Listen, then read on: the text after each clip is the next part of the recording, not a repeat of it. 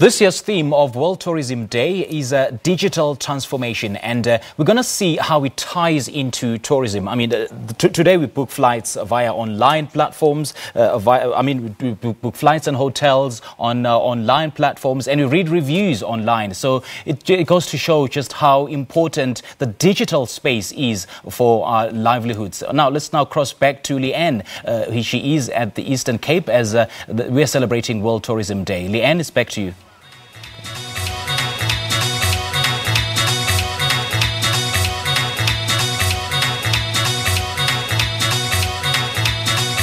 All right, well, on your screen right now, you are having a look at the Tuluzobona traditional group that have been here since early this morning. So it's nice to see them performing for us as we come to you live from Umtata. It's a very, very busy town, Umtata. Let me tell you, I was stuck in a traffic jam coming from the airport at the one petrol station as you come from the airport. If I can tell you, there was about 5 kilometers in the one direction, 5 kilometers in the other direction.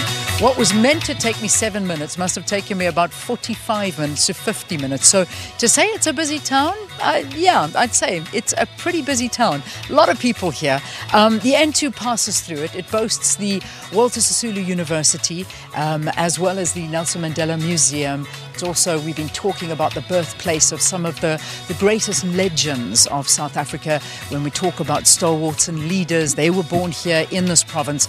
And it's a province with a rich history and also an adventure province, something that they're really trying to promote themselves as a real adventure and touristy and beautiful province. So let's talk a little bit more to the guests that I'm joined by. Firstly, from the Department of Tourism, I have the DG, Victor Tarache, with me. It's so nice to see you and welcome to Morning Live. Thank you very much, and thank you to the viewers. Thank you. And also joining us here, we've got the Deputy Executive Mayor of the OR Tambo District Municipality, Robert Nugumla. Good to have you as well. Thank you very, very much, Deputy Mayor. Good morning. It must be a good time for you to be playing host to such a major event. What does it mean for the municipality? It means a lot to us because it's going to boost our economic development, and we've been to showcase the areas that are supposed to be attractive to the tourists and visitors. Not only speaking to those that are from outside, even locally. People don't know some places here. Even the one that we are standing on today, they don't even know that there is a nature reserve, the Lushaba Nature Reserve. But because there is this event, they're able to know now, as from now going forward. Yeah. And that's what's so wonderful about opportunities like this, DG, is that you do. I mean, all of us are confessing. It's like one big fat confession here on the program. The minister didn't know about this. Caesar didn't know about this. Have you been to Umtata Dam before? Have you been to the nature reserve? Well, because we were making arrangements for this particular event, we had a sneak peek. Yeah. But Eastern Cape, just the whole of Eastern Cape, is a beautiful place. It's got some of the most unique features. You talk of Hole in the Wall, you talk about Tsisikama down the garden route, you talk about the Wild Coast, which all of it, when you look at it, has not yet been developed as such. It is just waiting to be developed. So we're saying, I mean, in the morning you were discussing issues about getting more tourists here. You were talking about issues about connectivity, getting more flights directly coming into this area. But when they come here, these tourists, there's got to be a ready product. And that's where we come in. So we're doing a number of master plans across the ocean as part of the ocean's economy.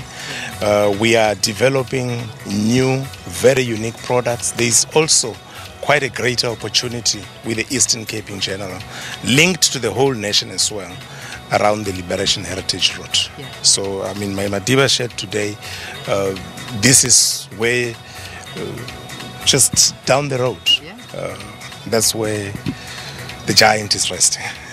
And we really believe that we have not exploited this potential here to the point where it really should be. And we've got greater plans for this place. We went 2 days back with the minister, the MEC, to some of the most remote rural villages, but with the most scenic beauty that you could imagine. And in some of these areas, I mean, this is the only place in the Eastern Cape where you find Nguni cattle bathing in the beaches. It's amazing. I mean, that's just that scene. You've got to see it to really feel what it is about. It is. I mean, it's surreal. It really is surreal. I remember coming down here, and it was actually on the birthday this year of Tata Madiba, what would have been his 100th birthday, on the invitation of his grandson, Nkosi Mandela. And exactly what you're talking about was coming, looking at the views, the scenery, the rolling mountains, the valleys. This was the stomping ground of little Madiba, and look where he landed up. Now, you talk about taking advantage of this and exploiting in the nicest possible way. What does the municipality do? This is on your doorstep. How are you taking advantage of the history that this land has? As a municipality, we are coordinating our activities because we're a district, and we've got local municipalities that are forming up this district. They've got a lot of programs, plans to develop this area. And in addition to that, where there are, this talk of the alternative economies.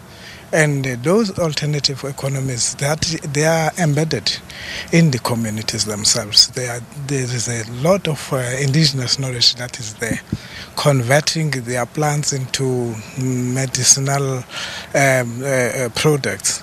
So that's what they are also doing. And we are promoting that.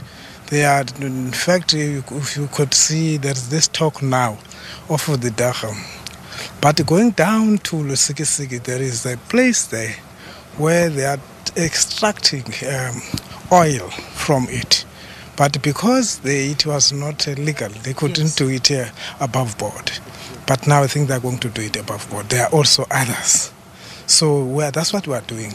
And also, there are challenges, of course, in terms of infrastructure. Once it's in summer, we know that our roads are going to be eroded once again. So this is the challenge that we're facing with. Yes, a big one. Yes. I just want to wrap up the interview quickly by bringing up the issue of Kolobeni, because this is in your municipality and it is something that has been very, very closely watched by South Africa. We saw unrest there this past weekend. What are the mining plans for the municipality? Unfortunately, it is on the side of Alfred Nzo. We do have mining activities that are taking place here. We've got quarries, a lot of quarries, and we are negotiating even now. There is one that has collapsed along the N2, which is Lamani. So we are beginning to revive it together with the private sector. So. But to venture into that one of Kolobeni, I think the negotiations, even though we are not part of it, the negotiations are the key in that situation. Because there are people, you could see that they have got their alternative motives, ulterior motives, and disorganizing the community. And the only thing now is that you must make sure that you sideline those ones, because they're just using the communities. That mining that's going to take place there is going to benefit those people, even the villages that are surrounding around there. The fact that now some issues are being highlighted, which are not more important as such, because these people are unemployed there. Quite a number, and they are poor.